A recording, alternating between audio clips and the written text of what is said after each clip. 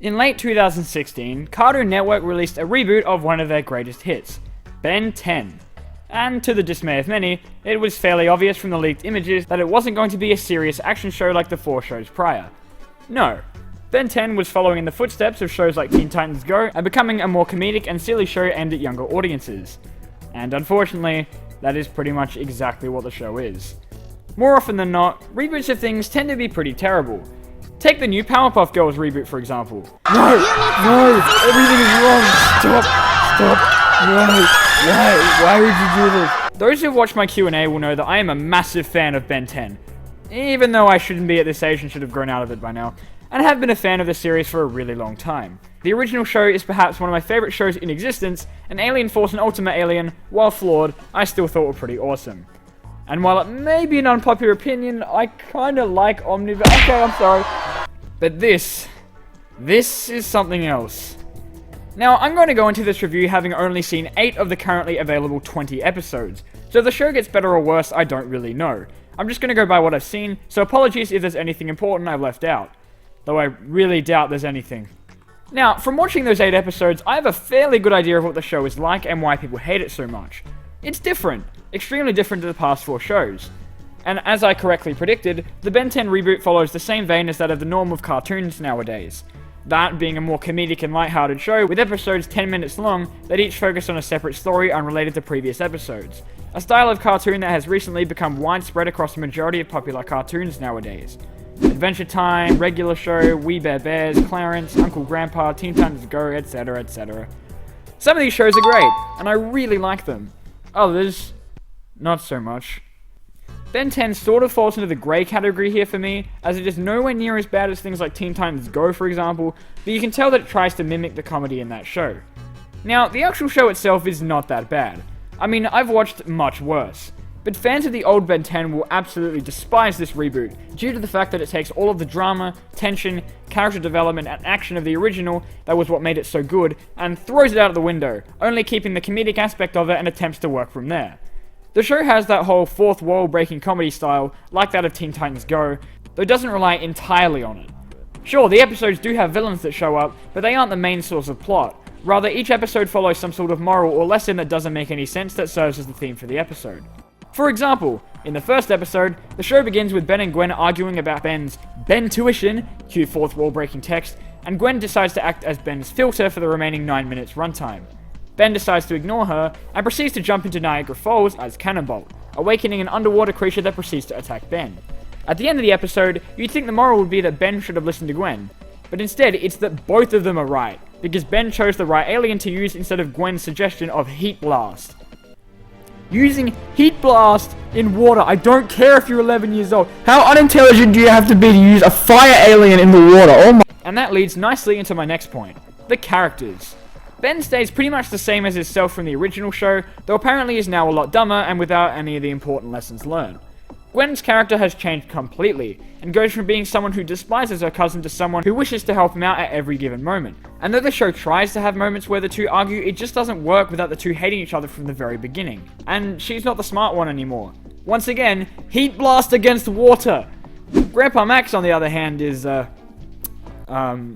he's absolutely terrifying. He takes nothing seriously at all. He doesn't care about anything. I really hope this Max isn't a plumber, because I really don't want to see this man with a gun. Now, the biggest and most obvious thing to critique in the show is the design, which sticks out like a sore thumb when compared to the other 4 shows. I mean, this makes Omniverse look fantastic. But each show had an art style that perfectly represented the tone and feel of the show, and the reboot captures that as well. The design and look is simple and more cartoony, and honestly, while at times it doesn't look too appealing, I thought it worked well. When it came to character designs, I personally don't mind the changes too much. I mean, the Rust Bucket is now all high-tech in that, which completely defies the entire point of it being called the Rust Bucket, never mind. Ben's design to me is honestly lazy, but I guess it works for the show. I kind of, sort of, almost, kinda don't really mind Gwen's design, and let's not talk about Max's, my god, please no. In terms of Ben's aliens, he's got 7 of the original 10, and the changes to them are basic and forgiving. Except for Stinkfly. I always thought the original Stinkfly was the most disgusting creature in existence, which was the point! And yet, somehow, they managed to make him even more disgusting. Ugh.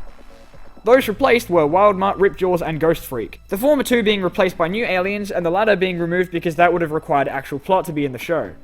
The new aliens are returning Cannonbolt and Wildvine, who now join the original 10, and Water Hazard on steroids. I mean Overflow.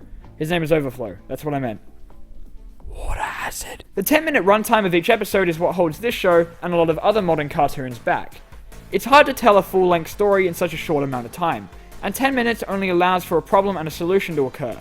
No character development, backstory, drama, or anything like that can happen in between. Hell, Ben's even got the watch in the first episode, and a majority of returning villains such as Hex and Dr. Animo aren't even introduced. Ben already knows who they are. While shows like Regular Show do use the 10 minutes well, Ben 10 does not, rather using every second to crack some sort of joke, which causes the tension to be completely sucked out of every situation. One of the reasons I love the original Ben 10 so much was for its clever and perfect mix of humor and action, though the reboot focuses more on the former, but doesn't execute it as well. The humor of the show is predictable and dry, and while I admit a few jokes made me chuckle... Darn it, I just bought that truck. Heh. Unfortunately, the thing the show relies on is its biggest flaw. Take this scene for example, where a man is proposing to his soon-be wife. Nothing could ever ruin this perfect moment, he says. Man, I totally bet something's gonna... Yep, there it is. I was right. Hilarious. Due to the massively different tones of each, this reboot shouldn't really be compared to the original show. But the Ben 10 reboot steals plots from the original show, so it makes it difficult to not compare the reboot to its source material. Take the second episode for example, which steals the plot of Ben as Forearms joining a wrestling competition. In the original show, Ben joined the competition to replace Gwen's laptop, which he broke, though in the end, the competition led to a bigger conspiracy involving a mob boss holding two mutants as mother hostage. In the reboot, Ben joins the competition because Grandpa Max said that being a virtual champion, that is, beating Gwen in a Sumo Slammers video game, doesn't count. So he has to join a real competition in order to be a real champion. I mean, to be honest, the only reason Ben goes to the competition is so that the writers can have their gag about Gwen being a coach.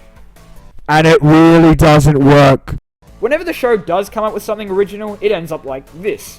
What did the original show have? An immensely powerful alien overlord that was absolutely terrifying and absolutely mopped the floor with our hero. What does the reboot have? A scientist with a bug's body. Okay. But so far, I've just been going on about negative things. I myself am fairly passive when it comes to things such as this, and as a result did honestly find some enjoyment out of it. And I admit I honestly do want to watch the rest, even though I know nothing good will come from it. The Ben 10 reboot isn't awful, and I honestly don't even hate it. It's not Powerpuff Girls reboot level of bad. No, everything is wrong. And on its own, in comparison to other attempts at this style of cartoon, it does quite well. Cartoons nowadays are changing. Gone are the days of serious action cartoons that follow a linear story. Treading on familiar territory here for a bit, shows such as Transformers Robots in Disguise aren't very popular anymore. It's easier for someone to turn on the TV and start watching midway through an episode of The Amazing World of Gumball, as I don't have to watch the previous episodes to understand what's going on. These type of shows, with silly and forgettable jokes, are what kids love. Action cartoons are dying out, and though we've recently had shows like Gravity Falls, the silly cartoons seem to be the vast majority nowadays. Even though older fans absolutely despise Teen Titans Go, kids absolutely love it.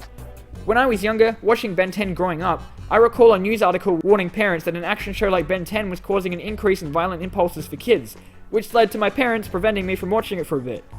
Yes, really, that happened. But this new Ben 10 doesn't raise any red flags.